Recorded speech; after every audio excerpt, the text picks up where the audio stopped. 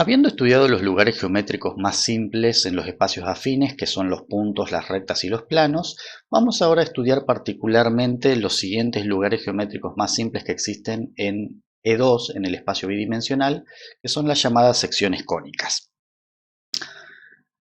Si bien en el video sobre formas cuadráticas les mostré que incluso lugares geométricos que están caracterizados por una ecuación de segundo grado, como ser una circunferencia, pueden obtenerse a partir de los conceptos del álgebra lineal, particularmente a partir de un tipo específico de formas bilineales, que son las formas bilineales simétricas. Uno obtiene las formas cuadráticas y a partir de las formas cuadráticas uno puede obtener, por ejemplo, la ecuación de una circunferencia. Entonces, de esa manera, muchas cosas que en un principio son no lineales desde el punto de vista de su ecuación, pueden obtenerse a partir de los conceptos del álgebra lineal. Sin embargo, y si bien esto es la mejor manera para darle una coherencia total a los temas vistos en la materia, probablemente este tema específico les va a resultar más simple si lo estudiamos desde un punto de vista más clásico, que es lo que vamos a hacer ahora. Entonces, ya fue mostrado que a partir de las formas cuadráticas, esto que vamos a estudiar ahora está completamente relacionado con el espacio vectorial asociado al espacio afín, es decir, con el álgebra lineal que caracteriza ese espacio vectorial, pero particularmente para hacerlo más simple y además más corto y conciso, vamos a estudiar las secciones cónicas a partir de este video, a partir de lo que se llama una forma distinta de definirla, que es la definición de la excentricidad. Primero vamos a dar un poco de contexto histórico / teórico de dónde surgen las secciones cónicas. Esto que yo he dibujado acá es lo que en matemáticas se conoce como una superficie cónica circular. En general uno piensa en un cono como una de estas mitades, o sea, cada uno de estos bonetes, pero específicamente en matemática una superficie cónica consiste de lo que nosotros llamaríamos dos conos opuestos y unidos por el vértice.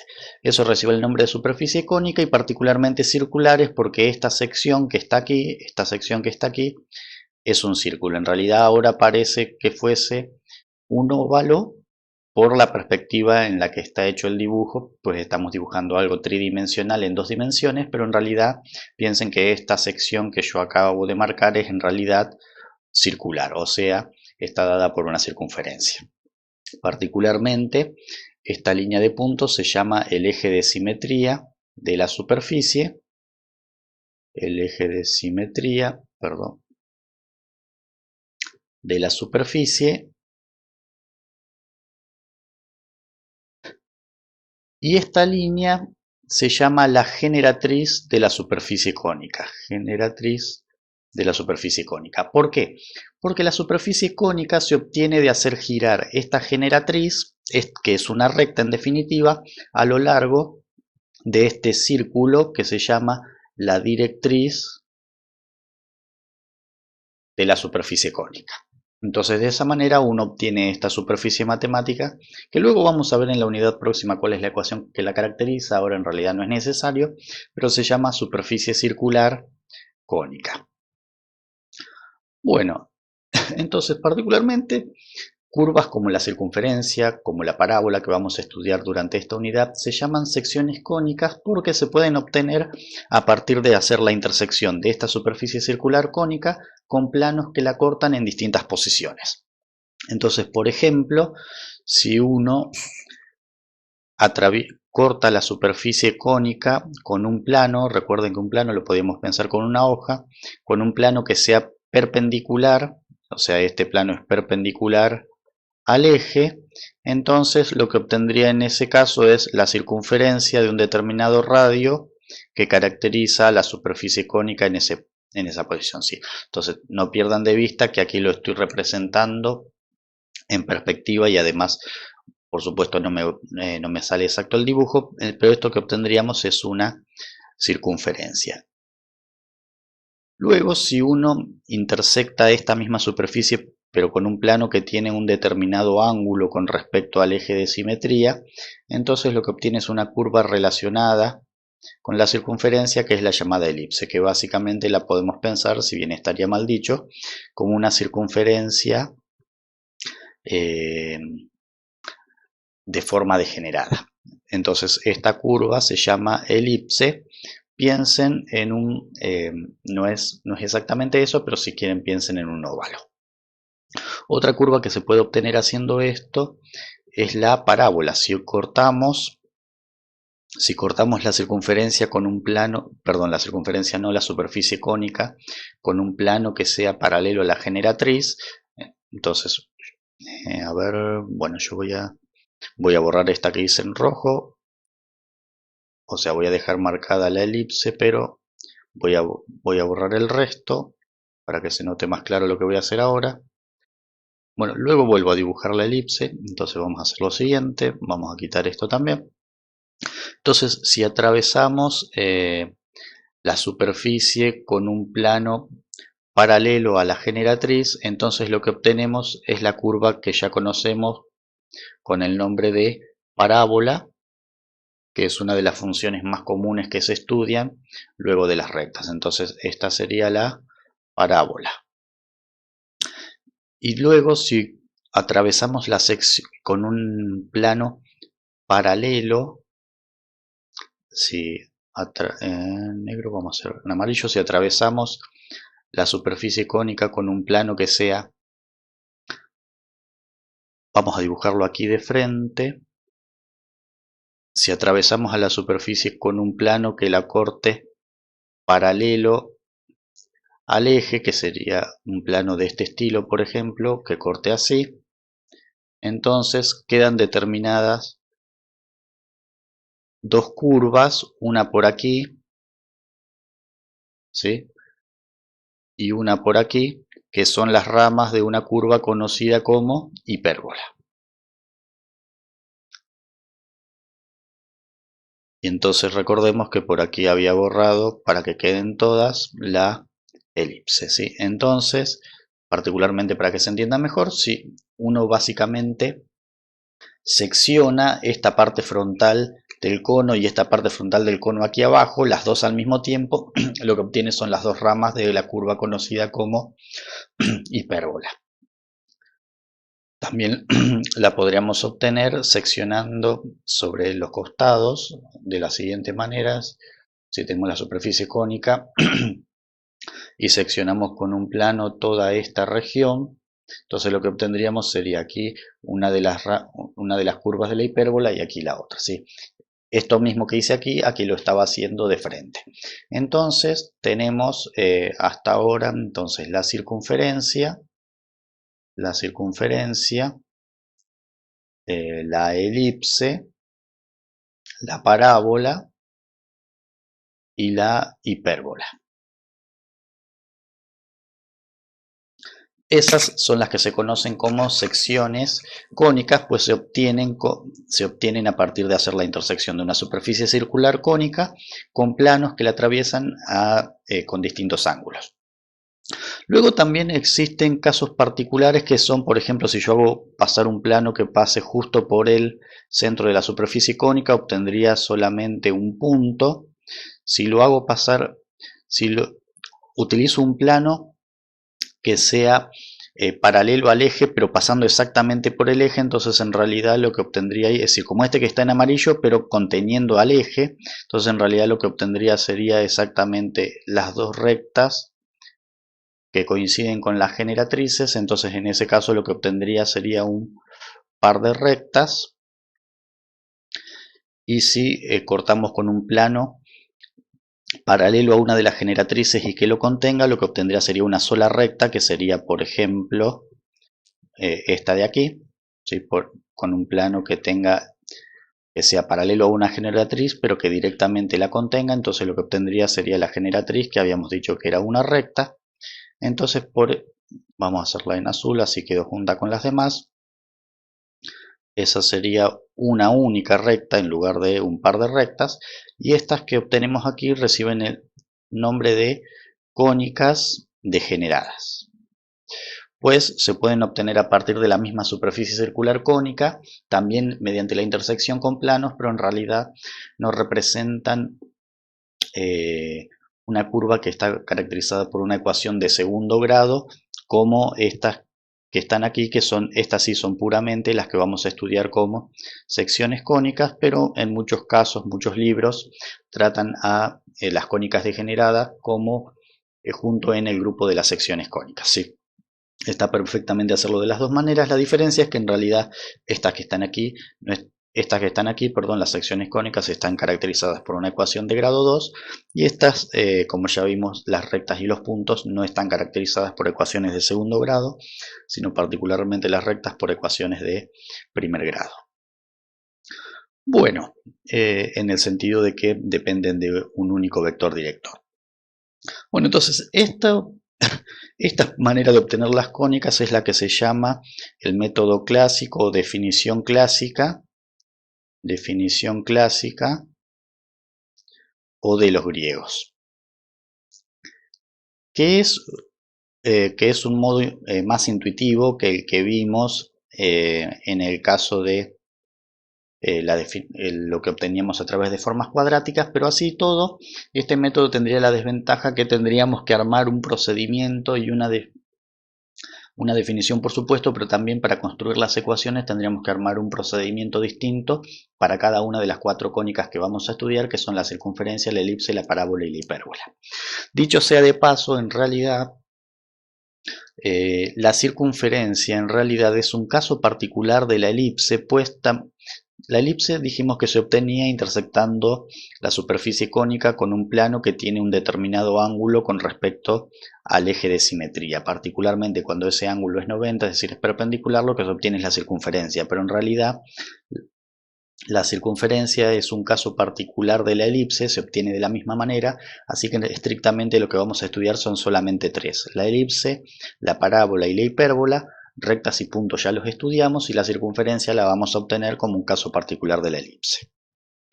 El problema que tiene, esto se los muestro por una cuestión de tradición y para explicar por qué el nombre de secciones cónicas, pero el problema que tendría que estudiarlo de esta manera, ya les digo, es que para cada curva tendríamos que construir un procedimiento distinto para poder obtener su ecuación y luego caracterizarla. Entonces lo que vamos a hacer es estudiar las cónicas desde otro punto de vista, que es lo que se llama desde el punto de vista de la excentricidad, que me permite obtener a partir de un mismo planteo, bajo distintas asunciones, todas las cónicas simultáneamente. Entonces lo que vamos a hacer es lo siguiente. Vamos a suponer que tenemos una recta.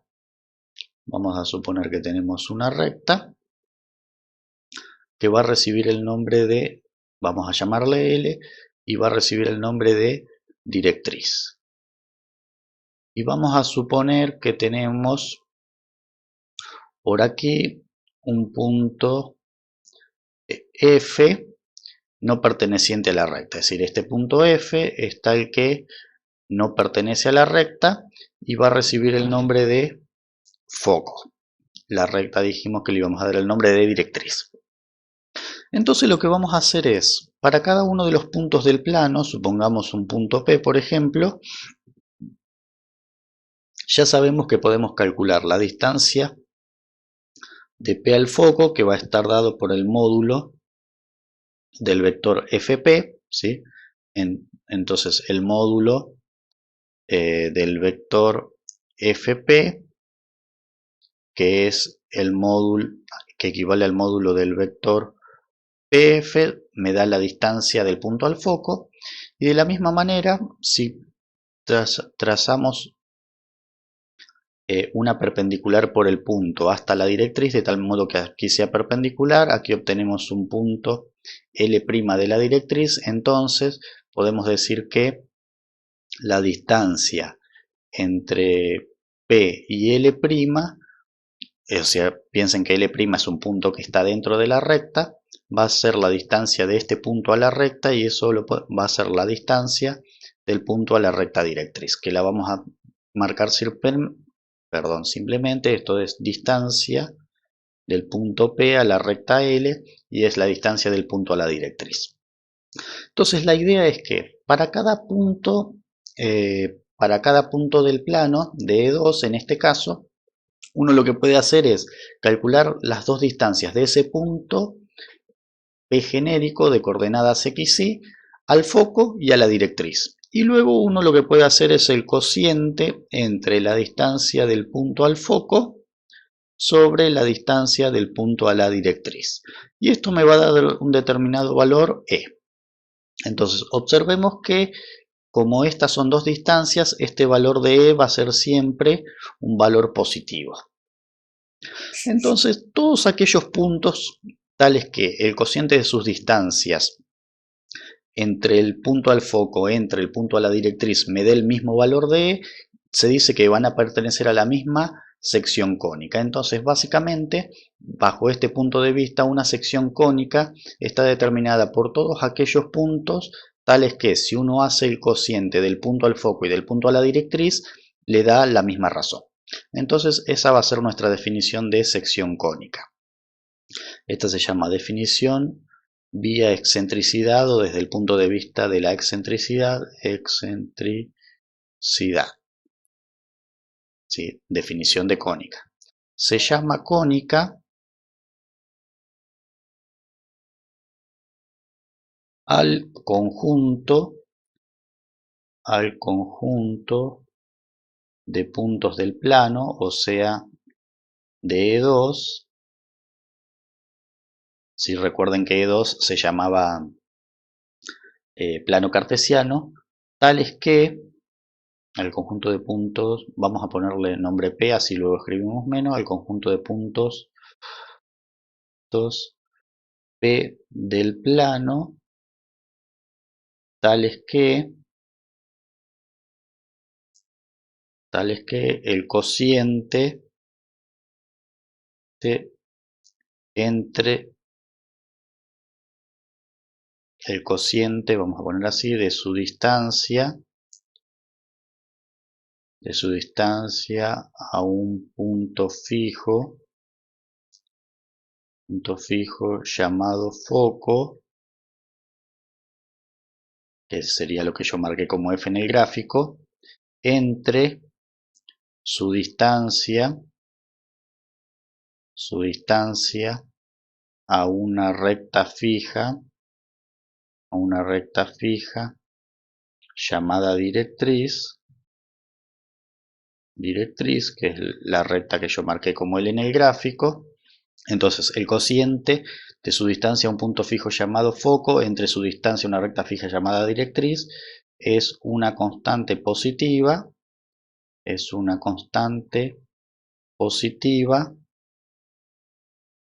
E llamada excentricidad.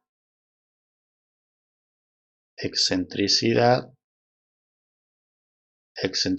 de la cónica. Vamos a escribir más prolijo esta parte, excentricidad de la cónica.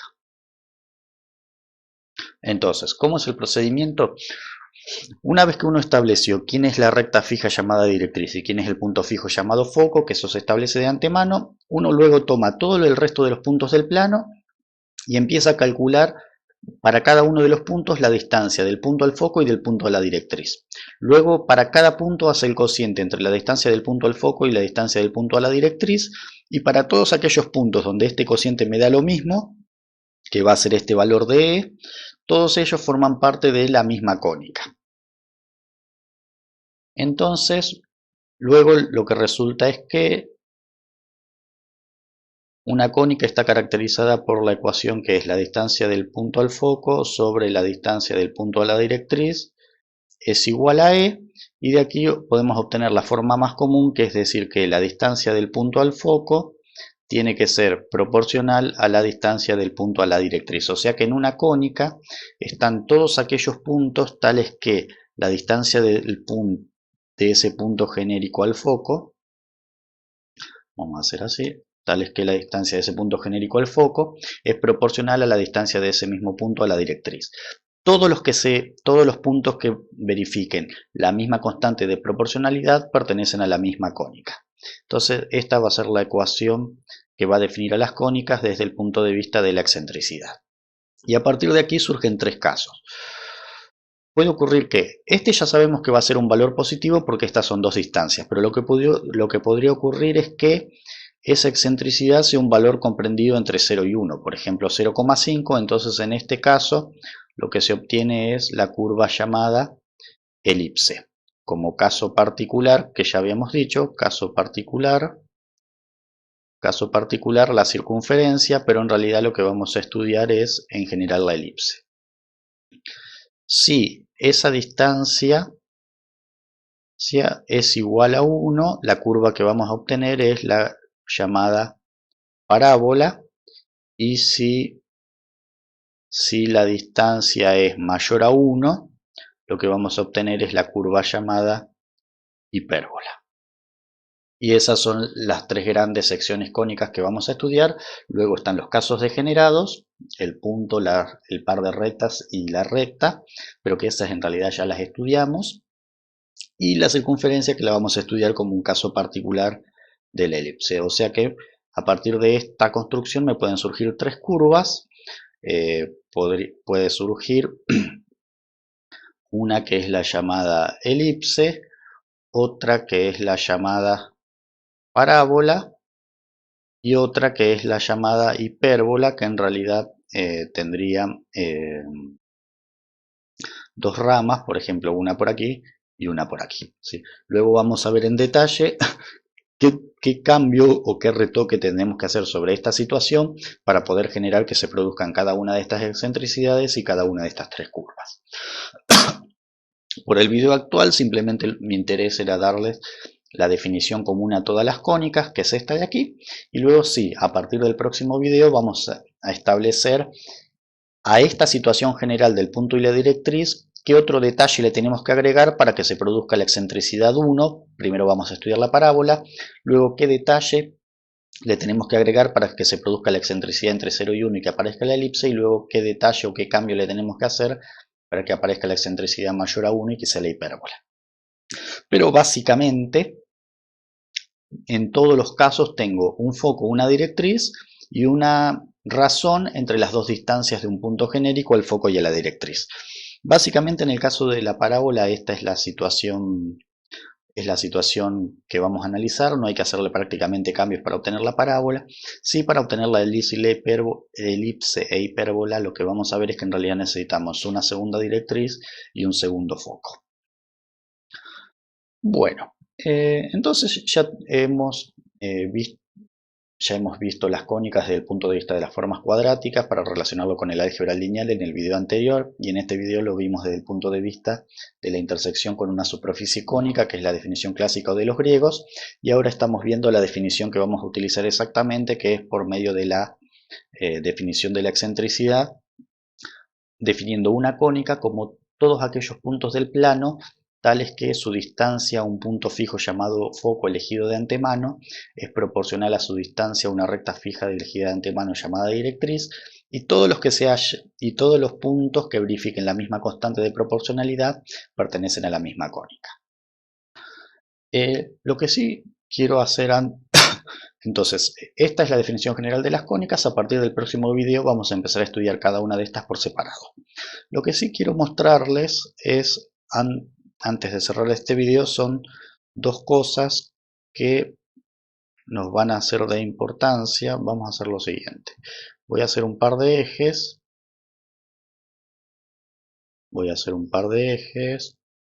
Por ejemplo, estos dos. Y la situación que les quiero mostrar es la siguiente. Supongamos que yo tengo, por ejemplo, esta circunferencia. A ver, vamos a hacerla para que no sea exactamente ahí. Vamos a hacer aquí, por ejemplo.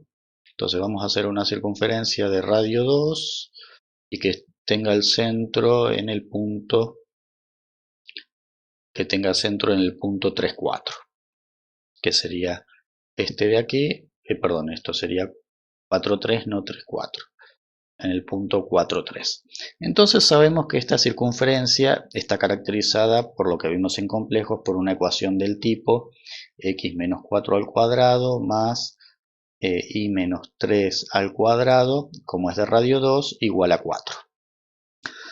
Pero en realidad uno, básicamente si está interesado en los puntos de la circunferencia, lo que sabe es que todos estos puntos están caracterizados porque se hallan a la misma distancia del centro.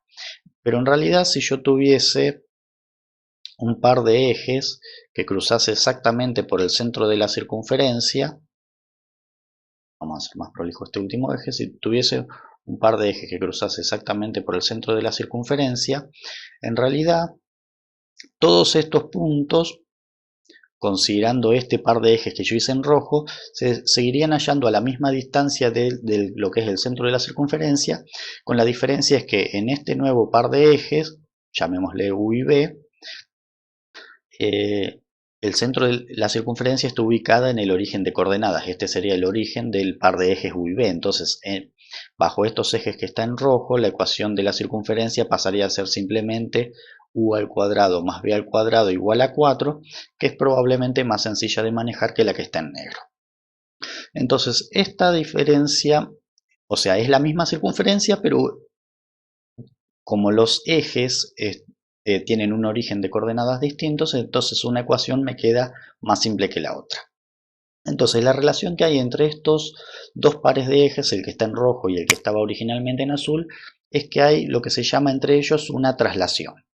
Entonces lo que yo les voy a mostrar es que en realidad, en lo que vamos a hacer en los subsiguientes videos, vamos a estudiar todas las cónicas, ya sea la parábola que tiene un vértice, o luego vamos a ver más adelante que la elipse y la hipérbola tienen un centro, como si ese vértice o si esos centros estuviesen ubicados en el origen de coordenada, pues obtengo una ecuación más sencilla. Pero en realidad, con lo que les voy a mostrar ahora sobre traslación y luego dentro de un rato con rotación de ejes, uno en realidad siempre podría tomar cualquier ecuación y trasladarla a un nuevo sistema de referencia donde la cónica en cuestión tenga el centro o el vértice según corresponda en el origen de coordenadas de ese sistema de referencia. Entonces primero lo que vamos a estudiar es esto que se llama traslación de ejes, que consiste en lo siguiente. Tenemos un sistema de referencia X e Y como usual, con origen O en el 0, 0. Y vamos a suponer ahora que tenemos un segundo sistema de referencia, que sería este que estoy dibujando en rojo. A ver, vamos a hacerlo más prolijo, que sería este que estoy haciendo aquí, y este que estoy haciendo aquí. Este sería un nuevo sistema de referencia, que a este lo vamos a llamar Y' y X'. El origen de este nuevo sistema de referencia está ubicado en un punto que con respecto al viejo sistema de referencia tiene coordenadas H y K, ¿sí? O sea, este punto O' tiene coordenadas H y K en el sistema de referencia viejo X e Y. Entonces supongamos ahora que tenemos un punto cualquiera P. Ese punto P va a tener una coordenada X' y una coordenada Y' en el sistema de referencia que está en rojo, pero si lo prolongamos también va a tener una coordenada X en el sistema de referencia anterior. Vamos a prolongar un poquito una coordenada X en el sistema de referencia anterior, y también va a tener una coordenada Y en el sistema de referencia original. Entonces, ¿qué ocurre? Que cuando lo miro desde el punto de vista del sistema de referencia que está en rojo, este punto tiene coordenadas X' e Y'. Y cuando lo miro desde el punto de vista del sistema de referencia que está en azul, tiene coordenadas X e Y. Entonces lo que me interesaría establecer es cómo se relacionan las coordenadas X e Y con las coordenadas X' e Y'. Entonces observen que X' es básicamente esta sección de aquí, o sea, esto de aquí sería X', que coincide básicamente con esto de aquí si lo proyectamos hacia el otro sistema. Este pedacito sería X', y similarmente esto de aquí sería Y', que coincidiría con este pedacito de aquí. Entonces lo que podemos ver por observación es que X, de aquí lo que podemos obtener es que X lo podemos obtener haciendo H, que es la posición del sistema de referencia que está en rojo con respecto al sistema de referencia que está en azul, más ese pedacito agregado x'. Y este y lo podemos obtener haciendo esta distancia que sería k, h había sido esto, k más este pedacito que es y'. Entonces, quiere decir que si uno conoce las coordenadas del punto P en rojo, x' e y', y sabe cómo está ubicado el origen O' con respecto al origen anterior O, que serían las coordenadas h y k, sumando las coordenadas x' y y' más h y k, obtiene las coordenadas en el sistema en azul, que serían x e y, que serían todo esto sería x y todo esto sería y.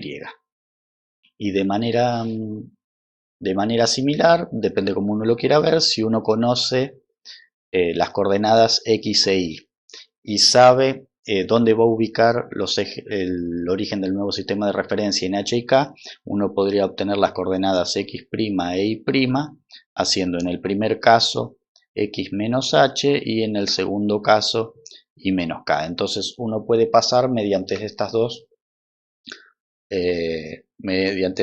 transformaciones de un sistema de referencia a otro que está trasladado donde el origen está trasladado del 0, 0 al punto HK. Entonces esta se llama transformación de traslación de ejes.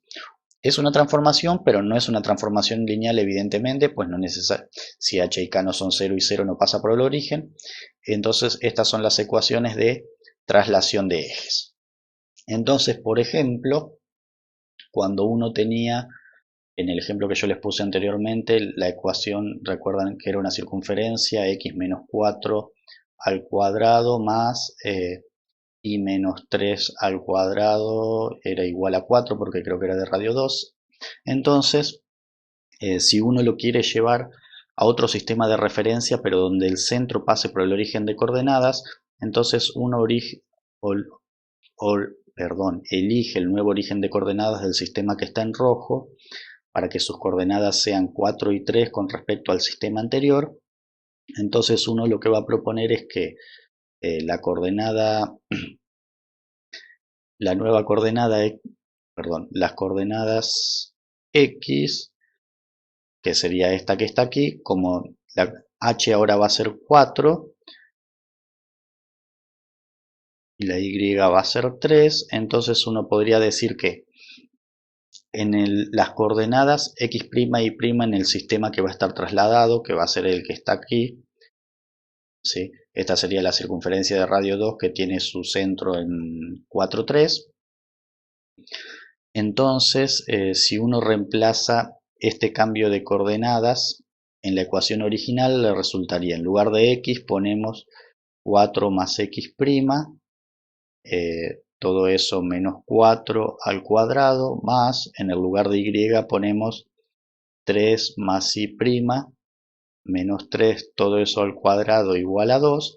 Entonces al simplificar el 4 con el 4 queda x' al cuadrado, el 3 con el 3 y' al cuadrado igual a 2. Entonces ahora, perdón, era 2 no, era de radio 2, o sea igual a 4.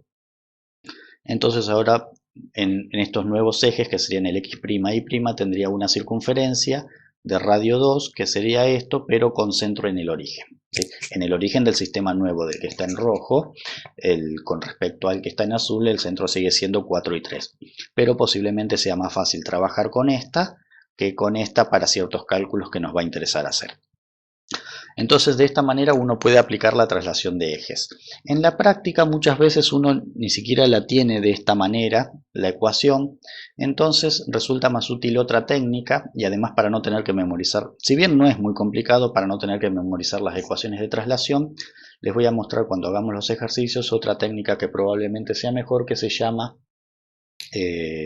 completar cuadrados, donde ni siquiera en definitiva yo tendría que conocer cuál es la teoría detrás de la traslación de ejes, pero sí conviene saberla, conviene saber qué es lo que estoy haciendo, pero en realidad cuando uno aplica esa técnica de completar cuadrados, ni siquiera en un principio tiene que saber o aplicar nada de traslación de ejes. Bueno, y relacionado con esto, existe otra variación un poco más compleja que puede existir, que es la siguiente. Vamos a hacer nuevamente un par de... que sería cuando yo tengo la situación un poco más complicada, que es la que se llama de rotación de ejes.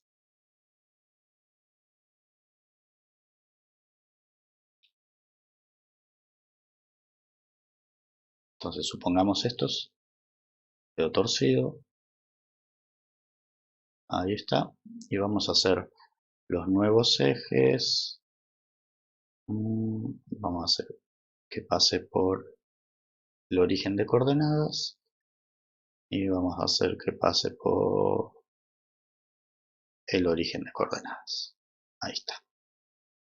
Entonces ahora la idea sería la siguiente. Yo tengo un sistema de referencia X e Y como siempre. Y ahora tengo un nuevo sistema de referencia X' e Y', que la característica que tiene es que tiene un ángulo de rotación θ con respecto al sistema de referencia previo. Es decir, aquí lo que vamos a estudiar es una situación así. Uno está acostumbrado, que en general tiene por ejemplo una parábola, ya sea así vertical por ejemplo, pero en realidad uno podría tener también una parábola en este sentido, es decir que el eje de la parábola contenga un cierto ángulo de rotación con respecto al eje X y sin embargo seguiría siendo una parábola.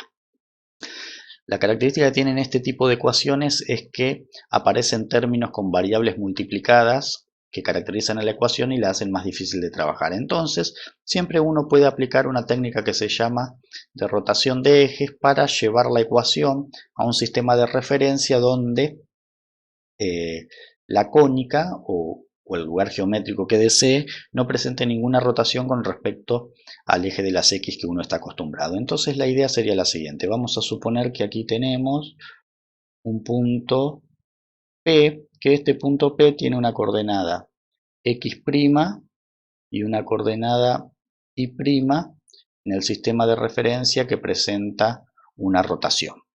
Y a su vez ese mismo punto posee una coordenada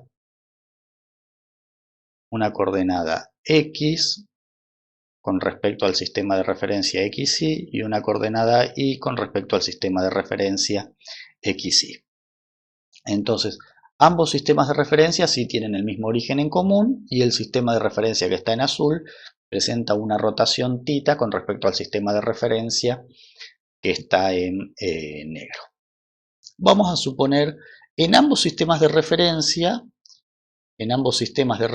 el punto P se halla a una distancia que vamos a llamarle R con respecto al origen de coordenadas. ¿Sí?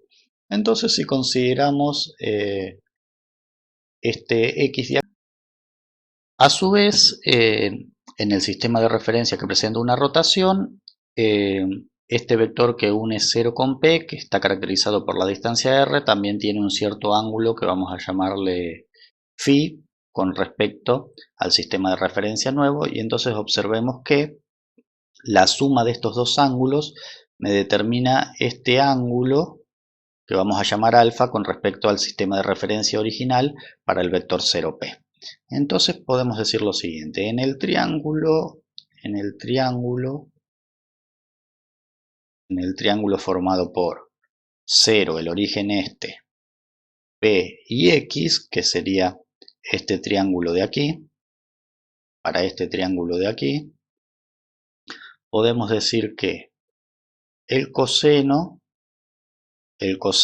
de alfa, que es, observen que alfa es la suma del ángulo de rotación θ más el ángulo phi que forma el vector en rojo con respecto al sistema de referencia rotado, que sería phi más el ángulo de rotación, va a ser el adyacente, que es la X, sobre la hipotenusa, que es la distancia R del punto P al origen. Entonces de aquí podemos obtener que X es R por el coseno de phi más θ.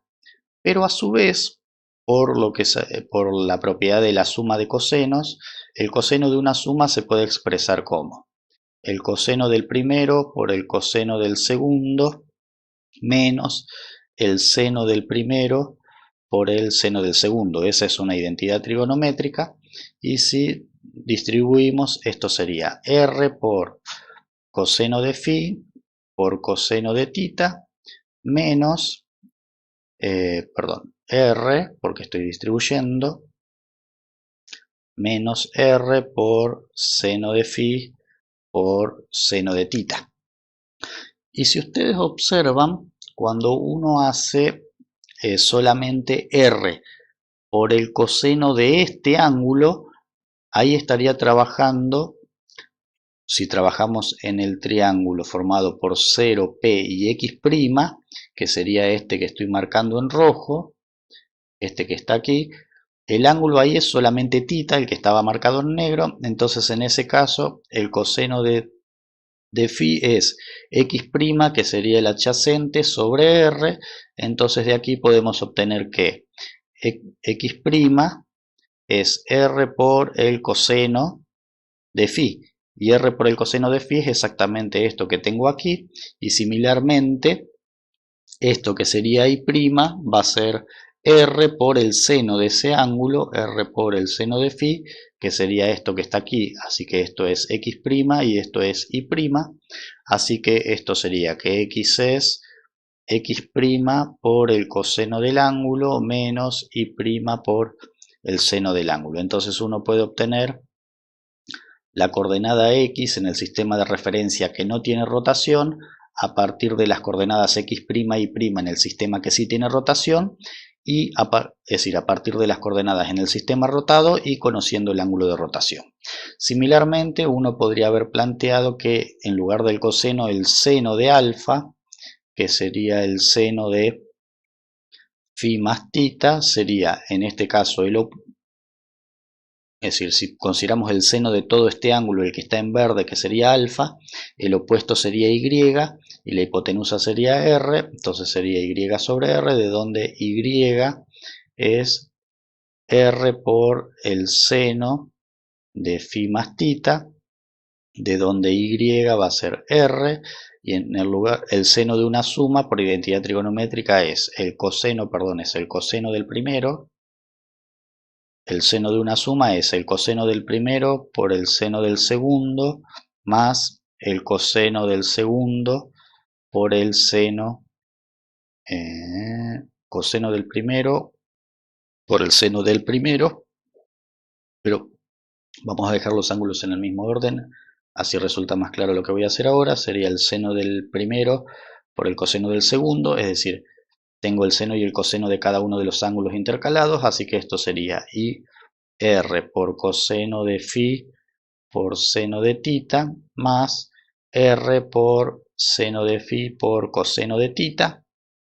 Y observemos que r por coseno es lo que llamamos x', así que esto sería x' por el seno de tita y r por el seno es y' por el coseno de tita. Entonces si combinamos ambas, quiere decir que esto sería x' por el seno del ángulo de rotación más y' por el coseno del ángulo de rotación, y estas dos fórmulas son las fórmulas que me permiten hacer una rotación de ejes. Es decir, si yo conozco una secuencia de puntos X e Y en un sistema de referencia que contiene una rotación tita con respecto a otro sistema de referencia X e Y, puedo obtener las coordenadas en el...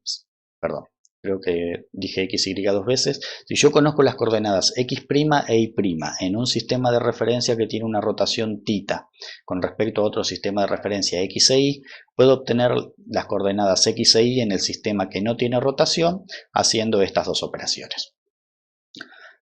Entonces, de esta manera les mostré de modo teórico cómo uno puede pasar de un sistema que tiene rotación y traslación, y es más, un sistema podría tener rotación y traslación simultáneamente y se pueden aplicar estas dos transformaciones simultáneamente, que es algo que se llama rototraslación. Entonces uno siempre puede llevar una ecuación complicada de una cónica que presente una traslación y una rotación a otro sistema de referencia que tenga su vértice o su centro en el origen y no contenga rotación y es más fácil de analizar. Si bien esto se puede hacer con este método que les mostré, esto es como para completar la teoría clásica, pero luego en la práctica vamos a ver que todo esto se puede hacer de modo más sencillo, mediante, ya les dije, la traslación mediante completar cuadrados, y la rotación vamos a ver que se puede aplicar la técnica de diagonalización que aprendimos en diagonalización de matrices en autovalores.